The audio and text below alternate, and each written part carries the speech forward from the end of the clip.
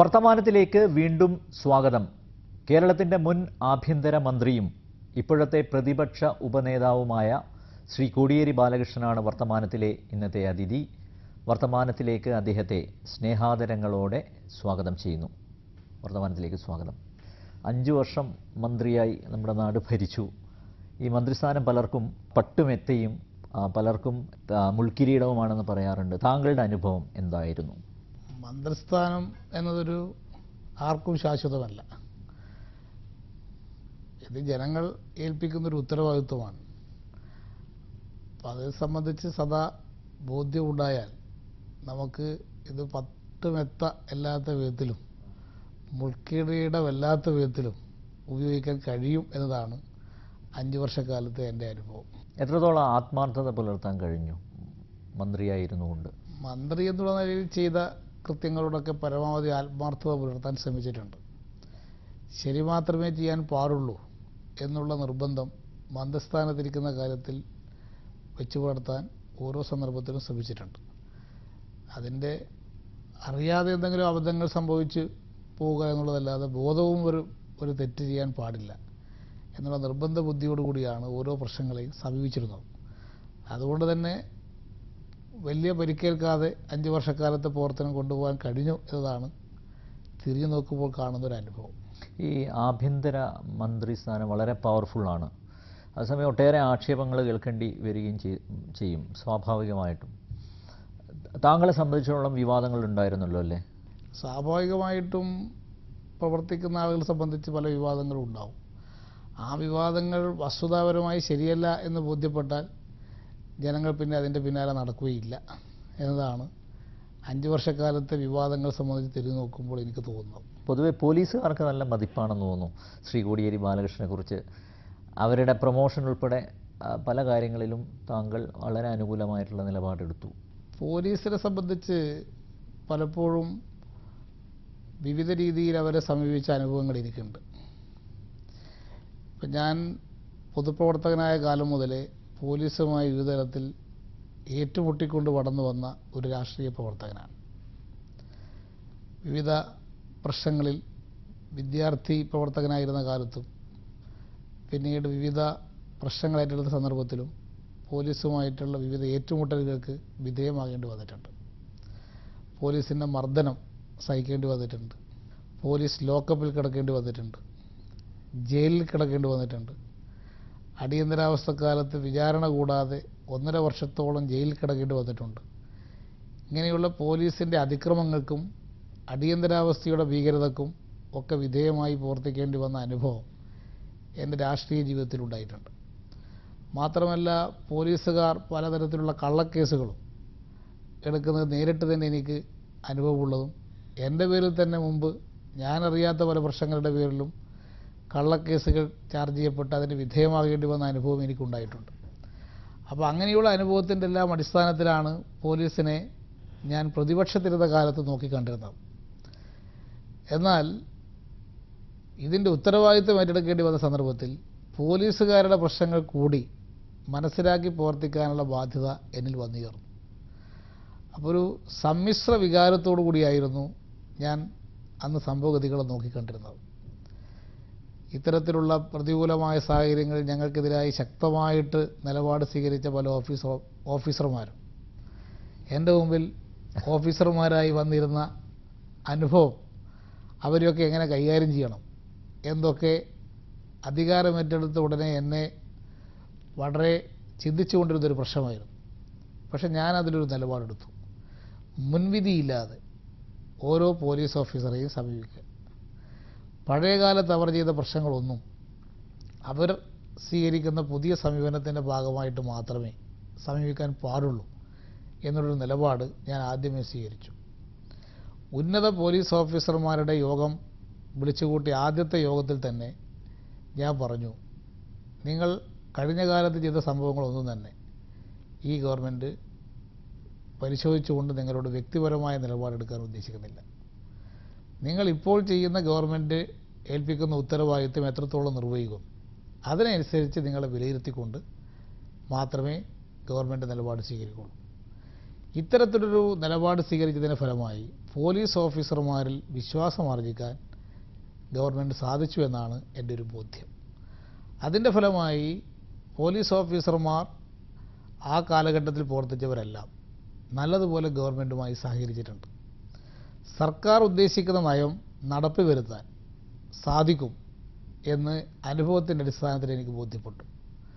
അതിൻ്റെ ഫലമായിട്ടാണ് ഒട്ടേറെ പരിഷ്കരണങ്ങൾ പോലീസിൽ വരുത്തണം എന്ന് തീരുമാനിക്കുകയും നിരവധി പരിഷ്കരണങ്ങൾ വരുത്തുന്നതിന് വേണ്ടി മുൻകൈ എടുക്കുകയും ചെയ്തു.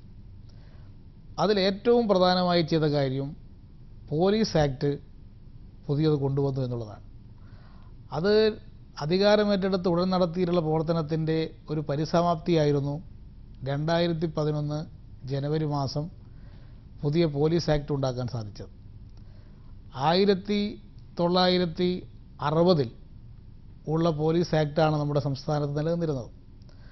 1960 പോലീസ് ആക്ട് തന്നെ 1861 ബ്രിട്ടീഷ് ഭരണകാലത്ത് കൊണ്ടുവന്ന ഇന്ത്യൻ പോലീസ് ആക്ടിലെ അതേ വകുപ്പുകളാണ് 1960 കേരള പോലീസ് ആക്ടിൽ എഴുതി വച്ചിരുന്നത്.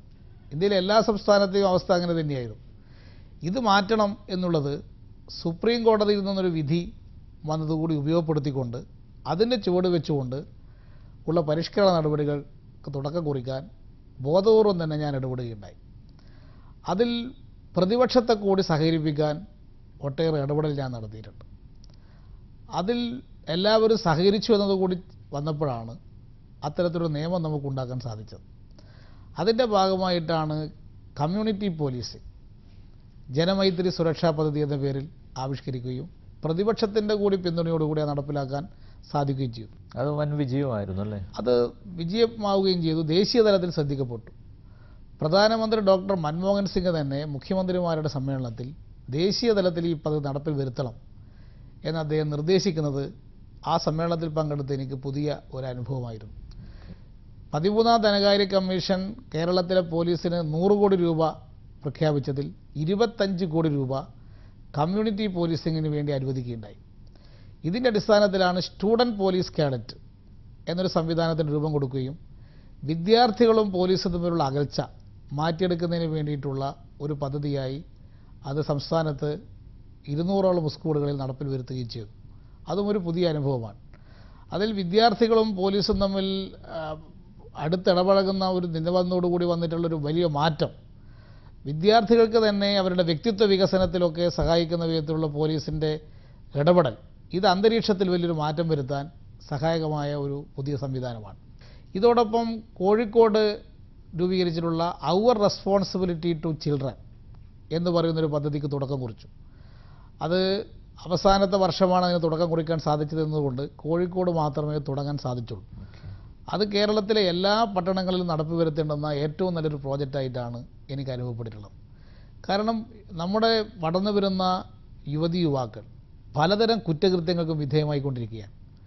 നമ്മുടെ സംസ്ഥാനത്ത് കോളേജുകളിൽ പഠിക്കുന്ന വിദ്യാർത്ഥികളുടെ രക്ഷിതാക്കന്മാർ 30% പേരുടെ രക്ഷിതാക്കന്മാർ സ്വന്തം പ്രദേശത്ത് ജീവിക്കുന്നില്ല. അവർ വിദേശത്തോ മറ്റ് സംസ്ഥാനങ്ങളിലോ ജീവിക്കുകയാണ്. വിദ്യാർത്ഥികളാണ് ഇവിടെയുള്ളത്. അപ്പോൾ അവരെ ഇവിടെ നോക്കാൻ വേണ്ടത്ര ആളുകളില്ലാതെ വരുമ്പോൾ അവർ തെറ്റായ വഴികളിലേക്ക് പോവുകയും കുറ്റകൃത്യങ്ങൾ ഏർപ്പെടുകയും ചെയ്യുന്ന നിരവധി കേസുകൾ പോലീസിന് കണ്ടുപിടിക്കാൻ സാധിച്ചു. അങ്ങനെ പെട്ടുപോകുന്ന ആളുകളെ കുറ്റകൃത്യത്തിൽ പെട്ടുപോകുന്ന ആളുകളെ നിയമപരമായിട്ട് കൈകാര്യം ചെയ്ത് ജയിലിലേക്ക് അടക്കുക എന്നത് മാത്രമല്ല ഇവരെ മോചിപ്പിക്കാനുള്ള വഴി. അവരെ തെറ്റുതിരുത്തുന്നതിനുള്ള നിരവധി മാർഗങ്ങൾ കൗൺസിലിംഗ് ഉൾപ്പെടെയുള്ള സ്വീകരിച്ചുകൊണ്ട് നിരവധി യുവാക്കളെ ഇതിൽ നിന്ന് മോചിപ്പിക്കാൻ സാധിച്ചു എന്നതാണ് അവർ റെസ്പോൺസിബിലിറ്റി ടു ചിൽഡ്രൻ എന്ന് പറയുന്ന പരിപാടി കോഴിക്കോട് ആരംഭിച്ചപ്പോൾ അവിടുത്തെ കോഴിക്കോട് സിറ്റി പോലീസ് കമ്മീഷണറായിട്ടെന്ന് പ്രവർത്തിച്ചിരുന്ന മിസ്റ്റർ വിജയനാണ് അതിന് അത്തരമൊരു നിർദ്ദേശം മുന്നോട്ട് വെക്കുകയും ഞാൻ അതിന് എല്ലാവിധ പ്രോത്സാഹനം ചെയ്തു കൊടുത്തു. കോഴിക്കോടുള്ള മാധ്യമങ്ങളും കോഴിക്കോടുള്ള കമ്മ്യൂണിറ്റി അതിന് നൽകിയ പിന്തുണ വെച്ചുകൊണ്ട് അത് സംസ്ഥാന തലത്തിൽ തന്നെ നടപ്പി വരുത്തേണ്ടുന്ന ഒരു പ്രോജക്റ്റായിട്ട് അവസാന ഘട്ടത്തിലാണ് അത് അംഗീകരിച്ചത്. അത്തരത്തിലുള്ള വിവിധ പദ്ധതികൾ ആവിഷ്കരിക്കാൻ സാധിച്ചു. ഇതൊക്കെ നടപ്പി വരുത്തുന്നതിന് വേണ്ടി പോലീസ് ഓഫീസർമാരിൽ നല്ലൊരു വിഭാഗം ആളുകൾ ആത്മാർത്ഥമായിട്ട് സഹകരിച്ചു എന്നതാണ് ഈ പദ്ധതികൾ വിജയിപ്പിക്കാൻ സാധിച്ചത് എന്നത് ഇപ്പോൾ തിരിഞ്ഞു നോക്കുമ്പോൾ എനിക്ക് ഈ കാര്യത്തിൽ അഭിമാനമുണ്ട്. ഏറ്റവും നല്ല കഴിവുള്ള പോലീസ് ഓഫീസർമാർ നമ്മുടെ പോലീസ് സേനയിലുണ്ട്. പോലീസിൽ ഇപ്പോൾ കള്ളന്മാരും പിന്നെ ക്രിമിനലുകളും കൂടി വരുന്നു എന്നുള്ളതാണ് കണ്ടെത്തൽ, പുതിയ കണ്ടെത്തൽ. അതിൽ പോലീസിനകത്ത് വളരെ വർഷങ്ങളായിട്ട് തന്നെ ഈ കുറ്റകൃത്യങ്ങളിൽ ഏർപ്പെടുന്ന ഒരു സെറ്റ് പോലീസുകാരുണ്ട് എന്നുള്ളത് വസ്തുതയാണ്. അത്തരത്തിലുള്ള പോലീസ് ഉദ്യോഗസ്ഥന്മാരെ ഒരു തരത്തിലും പ്രോത്സാഹിപ്പിക്കാതിരിക്കുക എന്നതായിരിക്കണം സർക്കാരിൻ്റെ നിലപാട്. ഞാനെടുത്ത മറ്റൊരു നിലപാടും ഈ സന്ദർഭത്തിൽ വളരെ പ്രസക്തമാണ്. ഇപ്പോൾ പോലീസുകാർ നിയമവിരുദ്ധമായ നടപടികൾ സ്വീകരിക്കും. അങ്ങനെ നിയമവിരുദ്ധമായ നടപടികൾ സ്വീകരിക്കാനൊരു പോലീസുകാരന് യാതൊരു അധികാരവുമില്ല. അങ്ങനെ നിയമവിരുദ്ധ പ്രവർത്തനം ഒരു പോലീസുകാരൻ ചെയ്താൽ അവരുടെ പേരിൽ സാധാരണഗതിയിൽ കേസെടുക്കാറില്ല, പോലീസുകാരനാണ് എന്നതുകൊണ്ട്. അതേ സന്ദർഭത്തിൽ ഒരു സ്വകാര്യ കംപ്ലയിൻ്റ് അയാൾക്കെതിരായിട്ട് കൊടുക്കാം. പക്ഷെ പലരും പോലീസിനെ ഭയന്ന് സ്വകാര്യ ന്യായം കൊടുക്കാറില്ല. സ്വകാര്യ ന്യായം കൊടുത്തുപോയാലോ അവരുടെ കുടുംബത്തെ തന്നെ കൊള്ള തോന്നുന്ന വിധത്തിൽ പോലീസ് പ്രതികാര നടപടികൾ സ്വീകരിക്കുകയും ചെയ്യും. ഇത് ഭയന്നുകൊണ്ടാണ് പലരും കേസ് കൊടുക്കാത്തത്. അങ്ങനെ ആരെങ്കിലും സ്വകാര്യ ന്യായം കൊടുത്താൽ അവരുടെ പേരിൽ പ്രോസിക്യൂഷൻ നടപടി എടുക്കണമെങ്കിൽ സർക്കാരിൻ്റെ അനുമതി വേണം. ഇതിനു മുമ്പുള്ള നമ്മുടെ സംസ്ഥാനത്തൊരവസ്ഥ, ഈ പ്രോസിക്യൂഷൻ അനുമതി എല്ലാ തരത്തിലും നിഷേധിക്കപ്പെടും. മന്ത്രിയുടെ മുമ്പിൽ, ഗവൺമെൻറ് മുമ്പിൽ എത്തിയാലാണ് അനുവാദം കിട്ടുക. എൻ്റെ മുമ്പിൽ വന്നിട്ടുള്ള എല്ലാ പ്രോസിക്യൂഷൻ അനുമതി ചോദിച്ച കേസുകൾക്കും ഞാൻ അനുമതി കൊടുത്തു. അത് മുമ്പ് ഒരു ഗവൺമെൻറ്റും ചെയ്യാത്തൊരു കാര്യമാണ്. അത് ചെയ്യാൻ കാരണം ഇത്തരമൊരു കേസ് കൊടുക്കാൻ ഒരു ആൾ ഇത്രയും ബുദ്ധിമുട്ട് രംഗത്ത് വരുന്നതിൻ്റെ പിന്നിൽ പ്രശ്നങ്ങളൊന്നും ഇല്ലെങ്കിൽ അങ്ങനെ ഒരാൾക്കെതിരായിട്ടൊരു കേസ് കൊടുക്കില്ല. അതുകൊണ്ടാണ് പ്രോസിക്യൂഷൻ അനുമതി കൊടുക്കാൻ ഞാൻ എടുത്തത്. പല സമ്മർദ്ദങ്ങളും എൻ്റെ നേരിൽ ഉണ്ടായിട്ടും ഞാൻ അതിന് വഴങ്ങിയില്ല. ഞാനെടുത്തൊരു പോളിസി അതാണ്, ഗവൺമെൻറ് മുമ്പിൽ പ്രോസിക്യൂഷൻ അനുമതി ചോദിച്ചുകൊണ്ട് ഇത്തരം കേസുകൾക്ക് വന്നാൽ അത് കൊടുക്കുക. കാരണം കോടതി തീരുമാനിക്കട്ടെ. ഇല്ലെങ്കിൽ ഈ IG ടോമിൻ തച്ചങ്കരിയെ പോലുള്ളവർക്ക് പാർട്ടിയുടെ തന്നെ കലവറയില്ലാത്ത പിന്തുണ ലഭിച്ചു എന്ന ആക്ഷേപം പല കോണുകളിൽ നിന്ന് ഉയർന്നിട്ടുണ്ട്. ഇപ്പോൾ അദ്ദേഹത്തെ വീണ്ടും ഒരു നീണ്ട കാലത്തെ സസ്പെൻഷന് ശേഷം അദ്ദേഹം വീണ്ടും സർവീസ് തിരികെ എത്തിയിരിക്കുകയാണ്.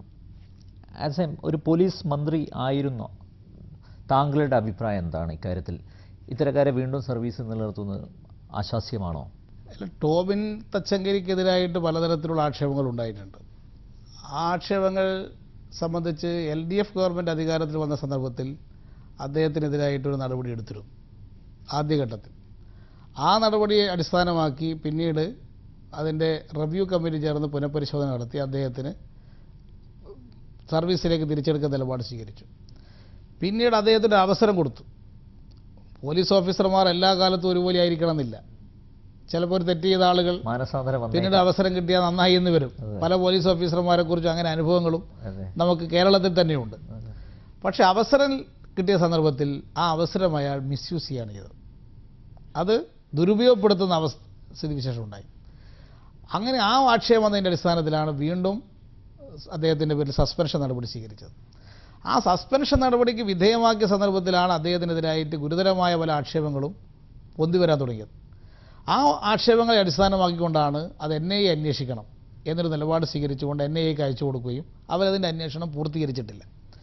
അപ്പോൾ ഇതിന് പൂർത്തീകരിച്ചൊക്കെ വരുന്നതിന് മുമ്പേ ഇത്തരത്തിലുള്ള ആളുകളെ സർവീസ് തിരിച്ചെടുക്കുകയില്ല, സുതാര്യമായിട്ട് നടത്തും, ക്രിമിനൽ പ്രവണതയുള്ള ആളുകളെ പോലീസിൽ മർമ്മപ്രധാനമായ സ്ഥാനത്ത് എടുക്കുകയില്ല, അവർക്കെതിരായിട്ട് കർശനമായ നിലപാടെടുക്കുമെന്ന് ഗവൺമെൻറ് പ്രഖ്യാപിച്ചിരിക്കെ അയാൾ ഉടനെ തിരിച്ചെടുത്തത് തെറ്റായൊരു സന്ദേശം നൽകാൻ ഇടവരുത്തിയിട്ടുണ്ട്.